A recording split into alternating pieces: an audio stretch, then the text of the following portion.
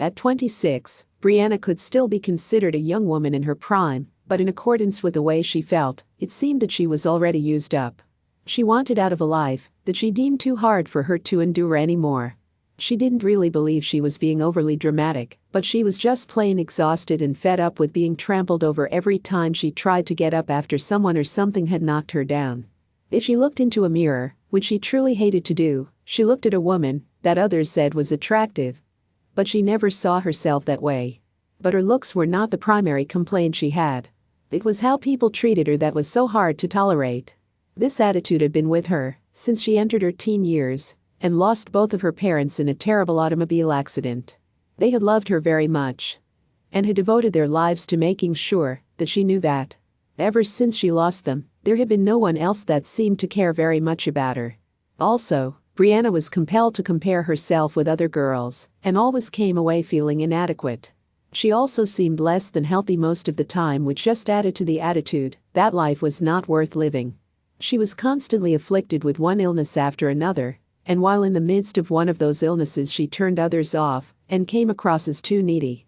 People were then more likely to make her situation worse, rather than better, by avoiding her, rather than wanting to help her. It was on a very gray and cold Sunday afternoon, after Brianna had left church services, that she decided to take a long walk through the park on her way home. She attended church that day in the hope that it could offer her some solace and resolution to the way she felt most of the time. So far it hadn't helped. Today the sermon was about having faith in a power that would reward a person who had belief, and then that power would provide for a happy life. But it was obvious that she was beyond such an influence, even though she desperately wanted such a resolution. Shortly after she reached the center of the park, Brianna found a secluded bench so she could sit down and contemplate her life. There were very few people walking by in this remote section of the park, and those that did seemed to sense the sadness coming from this girl sitting on the bench. They avoided her because of the intensely sad aura she projected.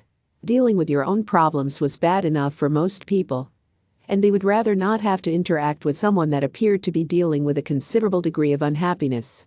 Brianna could see that those few strangers that she saw were avoiding her, and that added to the overall rejection she had been feeling since she got up this morning, and then she started to silently weep. With her head down into her folded arms, she gave into her sorrow, and the weeping turned into full-fledged crying. And just at that moment, a young girl walked up to the bench and tugged on Brianna's shirt cuff. Brianna lifted her head and saw the biggest and brightest pair of blue eyes that she had ever seen. The girl, who couldn't have been more than 8 years old, had her fingers tightly holding onto the cuff of Brianna's shirt. The girl continued looking directly into Brianna's eyes and said, "Please don't cry anymore. It makes me feel very sad." "I can't help it," Brianna said to the little girl. "I just feel awful." The girl then sat beside Brianna and said, "I'm asking you again to please not cry. You are too pretty to be weeping. It makes other people feel so very bad to see you crying." Brianna did stop sobbing then, and looked at this young girl directly in her blue eyes and said, "You are too young to understand how I feel. I don't see myself as pretty in any way, and I don't have the impression that anyone cares how I feel, or whether I am crying or not." The little girl said, "Well, you are wrong, Brianna. I care, and perhaps you are looking at yourself in the wrong way." "Wait a moment," Brianna said with a note of surprise. "How do you know my name? I've never met you or seen you before this." The little girl replied, "I'm smarter than I look, and I am also a fast learner. I have a nice little trick in sort of knowing what a person's name is before I am introduced to them. It gets a new friend to pay attention to me a little faster. Besides, people have a bad habit in discounting a little girl like me when it comes to discussing difficult subjects." Brianna then said, "Gaia, that answer doesn't explain how you know my name. It also doesn't explain why you care about my being depressed about life in general." Gaia then exclaimed, "See, Brianna, you called me by my name. How did you know what it was?" Brianna looked at Gaia strangely and said, "You must have told me what it was, and I remembered it. How else could I know it?" "No, I didn't tell you," Gaia responded. "The problem is that you don't recall how you did it." Brianna said, "I am confused and beginning to worry that I have lost my mind. I am sitting here talking to a little girl who says I told her my name, and further telling me that I just don't remember that I did it. But you have stopped crying, haven't you?" The way I see it, that's a big improvement, Brianna. You are a little further on your way out of that horrible dark hole called a depression than you were before we met. Don't you agree with me? Brianna? A little, I guess, but I think that is because this is such a new and unexpected thing to happen to me. It just helped me to get my mind off of my problems. Oh, that's wonderful, Gaia said. And you have just given me a great idea. If we can just get our focus away from a bad thought, we can conjure up a good thought. That's a very smart idea, Brianna. I think that was your idea, Gaia. Was it? Gaia said with a smile. Brianna quickly replied. You were trying to play tricks with my mind by making me think it was my idea. Right? Brianna said. Wrong. Gaia quickly said and added, no tricks here. We are just trading a thought for a thought, which is what a conversation is supposed to do. During such talks, we toss ideas back and forth and hopefully we can catch as many of those ideas as possible. And then a conclusion to those ideas is conceived by one of us, and that is exactly what just happened here. Then Gaia added, you concluded that you could simply decide to focus on some good things rather than those bad things, and the outcome would then be considerably improved. It sure seems to me that the conclusion you stated was yours and not mine. Gaia concluded. Maybe, but I'm still not sure, and still a bit confused, Gaia. Well, let's take a little walk, Brianna. There is a very special place here in the park that I want you to see. Brianna nodded her acceptance and raised herself off the bench. Gaia grabbed her by the hand, and they started walking away from the sitting area and towards a place that was very dense with foliage. Gaia started skipping as they walked along, and Brianna, still holding her hand, looked quizzically at the little girl and couldn't help but smile. Soon they arrived at a beautiful glade that was full of lush green plantings with a lot of contrasting green tones. There were also clumps of flowering bushes that added spots of brilliant decoration, and they were hosting lots of butterflies, bumblebees and many nectar-hungry hummingbirds. In the center of this glade was a good-sized pond with deep clear water that was being filled by even more water entering into the pond through a raised spillway created by moss-covered boulders. Brianna had spent a lot of time in this park, but had never seen this place. She turned to Gaia and asked her, why have I never seen this part of the park, and in particular this pond? I would never have forgotten it. Gaia squeezed Brianna's hand, and then answered her. This is my secret garden, and no one has ever seen it except while they are here with me. You are my special guest here. And I'm glad you like it. Brianna said, I don't just like it, Gaia. I love it, and it makes me happy. I haven't felt like this for as long as I can remember. Brianna then asked, how's this your secret garden? Can other people not see it? Many people visiting this park must have come here and seen it, just as we are doing. Gaia then said, the universe is a vast and magical place, Brianna, and you are traveling within it in an entirely different way than you are used to. Gaia squeezed her hand and continued. When we began walking away on the pathway from where we were sitting, we made an instant and seamless transference from the park's environment into a place where there are no obstructions, and we can create an environment with our consciousness that will suit our needs and desires. This is a place that I have created to share with you, and you seem to like it as much as I do. It has a great feeling to it, Gaia. I have seen places just as beautiful, but none that seem to have this much life within it. It seems as though anything would be possible if I knew how to make it so. Your feelings are correct, Brianna. And with my guidance, you can bring many other things to life here. Gaia hesitated and then said, what are some of your favorite things to think about, Brianna? Brianna thought for a second and said, I love little creatures like baby bunnies and miniature mice. I also love colorful Japanese fish such as koi. Immediately upon Brianna thinking and talking about some of her favorite things, she watched in wonder as little fuzzy bunnies came hopping out of the shrubs and onto the grass at her feet. Beautiful koi fish swam up to the water's edge, as if to greet her. She was absolutely delighted that her desires were being granted. She glanced over to Gaia and smiled. Brianna told Gaia that this fantastic place reminded her of Easter dreams when she was much younger. Then suddenly, soft down-covered baby chicks appeared among the other tiny animals and were peeping up a storm. Milk chocolate bunnies could be seen laying inside and around the wicker baskets of colored Easter eggs that were set about atop the soft and possibly green grass. Brianna clapped her hands together to show that she was overjoyed at the scene playing out before her. Oh, Gaia. Thank you so much for bringing me here and showing me all of these wonderful things. But why are you doing this? You are just a little girl and you don't owe me anything. I owe you whatever I can offer you, Brianna. It is a blessing to be able to make another soul happy and fulfilled, and I am actually not only a little girl.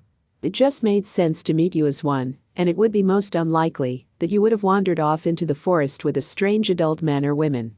After all, little girls are trusted much more. And when she finished saying that, Gaia started to vibrate and then transformed into a beautiful female form with a solid consistency.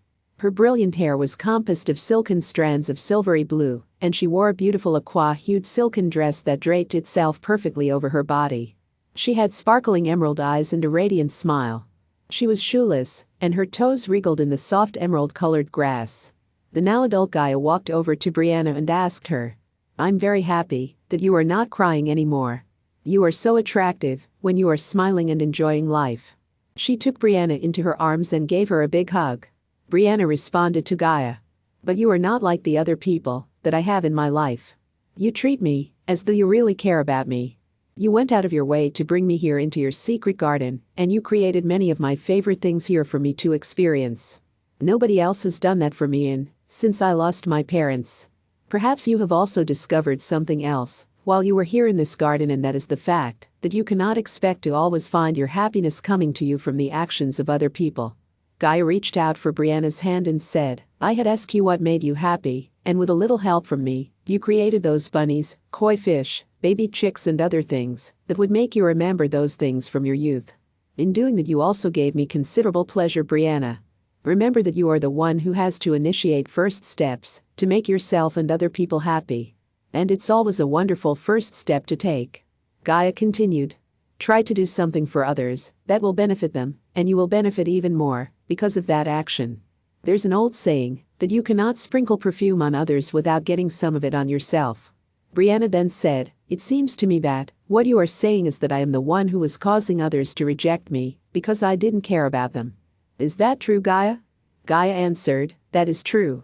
Gaia then continued, "It appears that your parents had established a standard of life for you that was based on the love they had for you, and then they left you before you could wean yourself off of that abundance of love and caring. You had convinced yourself that all of the love you required would be coming from others, and that is only partially true.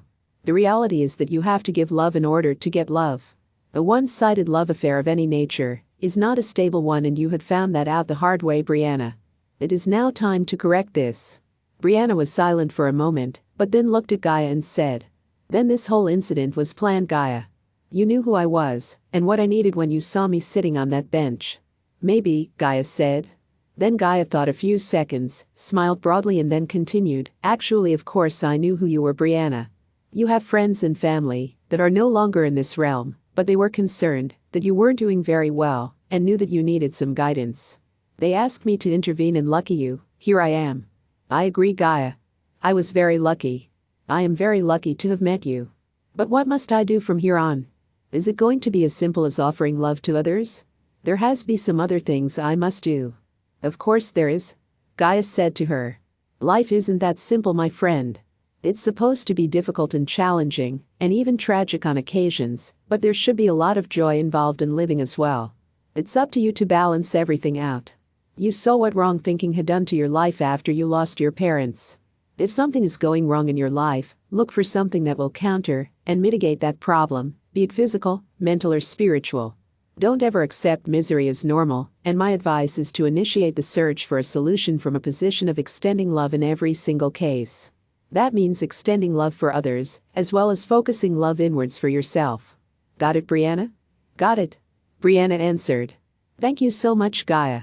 I can't believe that a simple meeting today in this beautiful garden helped me so much. It certainly proved the points you were just making. Will I ever meet you again?" "Perhaps." Then Gaia continued, "But you can't use me or anyone else as your cure-all for solving problems during your life. I will be available if you truly need me, but it is essential to your personal evolution that you personally work out your difficulties within this life experience you are currently involved in. Only then can you succeed and prosper during this life experience. You certainly know that you could never sustain a career based on someone else actually taking your final tests and you just taking the credit for them. There are certain things you have to do on your own, and living your own life is one of them. I understand, Gaia. I also feel that I can make it on my own from here on out. I know you can. Let's start your new journey by going back to the bench where we met. I'll be watching over you from here on out, Brianna. Make me proud." With that, the two women walked out of the garden and headed down the pathways towards the bench.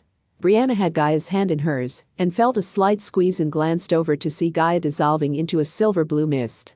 The last glimpse was of a beautiful smile, and then she was gone.